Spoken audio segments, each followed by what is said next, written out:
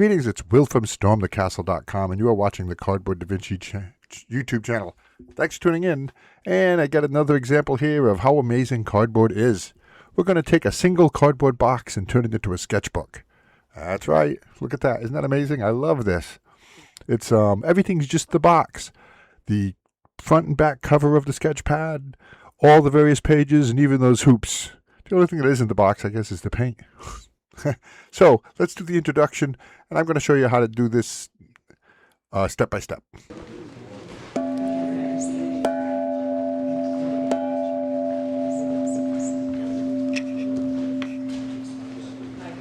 So you don't have to, you can use any box you want to use. I'm going to use a pretty large box here so I can get a big sketch pad.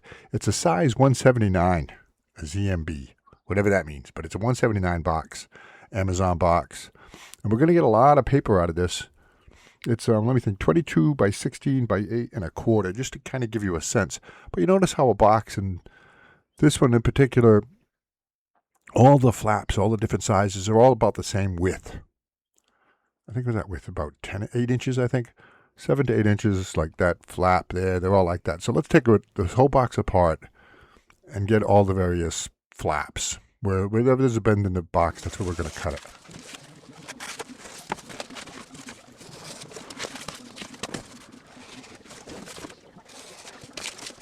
So we actually end up with quite a bit of cardboard there.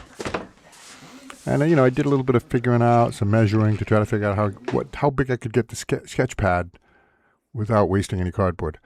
And at this point now, some of the paper, some of it can be removed. Some of the excess stuff, like the packing tape and things, if it can easily be removed, go ahead and remove it. Clean up the cardboard as best you can, but don't stress it because we're going to soak it, and once it's soaking, that extra stuff comes right off. So I cut it into 10-inch pieces. I got a lot of sheets out of 10-inch pieces. I think I can't remember if it was 27 or 37. But 27 pieces ends up to be 54 pages of a scrapbook. 37 ends up to be 74, so that's pretty good. Just from one box, we got a pretty nice sketchbook. And I trimmed it all down, trimmed down all those various pieces to our 10 inches, and didn't worry too much about the side to side, because we'll trim that later. But we want to take 2 pieces and set them aside, because that's going to be our front and back covers. And that's kind of important. So when those don't get treated the same, they don't get soaked in water or anything. So set 2 aside for your covers, and then give yourself some trays or something. And this takes a little bit of time. I had a lot of sheets, so this took me like 2 days to actually do all of this. Soak them, and after about half an hour of soaking, you can, often remove some of that excess packing tape stuff to clean it up even more. Watch right here. See those primed labels that are primed? Those are half an hour that I could remove all of those easily without ruining or damaging our paper. And then a lot of this stuff, and this will vary from cardboard to cardboard, box to box. But after about an hour, I was already starting to remove some of those, take apart some of these, like watch this. Because it isn't a glue that holds these pieces of cardboard together, it's actually vegetable starch. And it melts, or it dissolves in water. So there you go. Hour. If you have to wait longer, wait longer. Don't force it. The longer you let it soak, the easier it'll be. And then dry them off with do a precursory drying to try to get most of the water off. And then now this part is kind of important. Use dish towels or paper towels or something to stack as many of them up as you can. With cloth in between them or paper towels between them. And then weigh them down with books. That will make nice flat sheets. If you don't do this, you do run the risk of them being kind of wrinkled or warping. But if you weigh them down nice and heavy, you'll have a nice flat sketch pad. So it took me time. I had to do a batch of like 8 and then wait a while and then do another batch of 8. But it's well worth it because look at that beautiful paper. And you can use this paper for all kinds of other projects. But now let's take a look at the covers that remember those two we set aside? We're going to do something a little bit different with them. Use some kind of a cylindrical object to roll them out really flat and press down hard on them to flatten them. This will make them stronger and more suitable like a book cover, rather than the cardboard, but here, take a look. See how we flatten that bottom when it's flattened out? So flatten both front and top, both covers nicely. It'll be a much more durable cover. And then if you have Mod Podge, go ahead and Mod Podge them. And the important thing when it comes to painting, Mod Podge or wetting cardboard, you have to do both sides or else the cardboard will warp.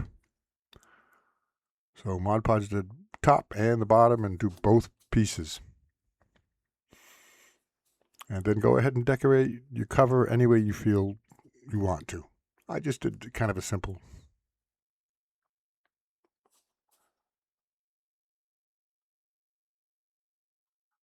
Cardboard sketch pad. Once the paint all dried, I went ahead and Mod Podged it again. And you know, Mod Podge works really good with cardboard in terms of being also an adhesive. It's like a glue, but it's also a really good sealant.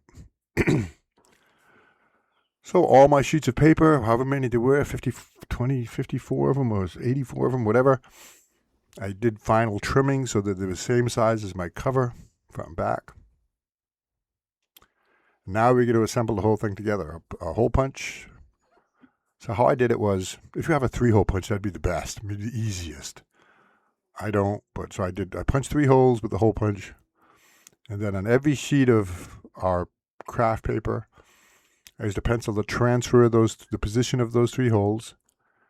And then I punched them out again. So I did that for all the sheets. It took me a little while, but you know, that's the best way I could come up with how to do it. There we go. Now punch those holes out and then repeat the process with every page. And that'll be it. We just need to, and also with the back cover, then we just need to stitch it all together. Wouldn't it be fun? There's all kinds of different ways you can do this. For me, this like a large hoop is the easiest way to do it.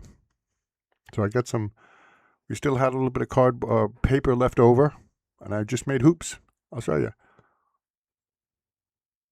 You can fold them over like this. You can even twist them.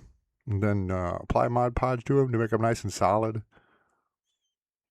And then fish them through the holes and make it a nice loop. And that's it. Either tape or glue it in to close the hoop. And you've got yourself a sketch pad. Isn't that amazing? I think, what kind of projects, what kind of things can you come up with a cardboard box that you wouldn't normally think of? The potentials are unlimited. There's a lot of potential in the cardboard box. All kinds of different things. I'll be doing more projects. I got a lot more coming. I've got, wow. Soon I'll be doing what is the best glue for cardboard? I've got a large cardboard box that I talked about in an earlier video that I'm going to do something special with. I've got a bunch of a whole bunch of stuff. But there we go. There is our cardboard sketch pad. Markers would be great. Painting would be great. Silver point might even work on this because the paper has a tooth to it.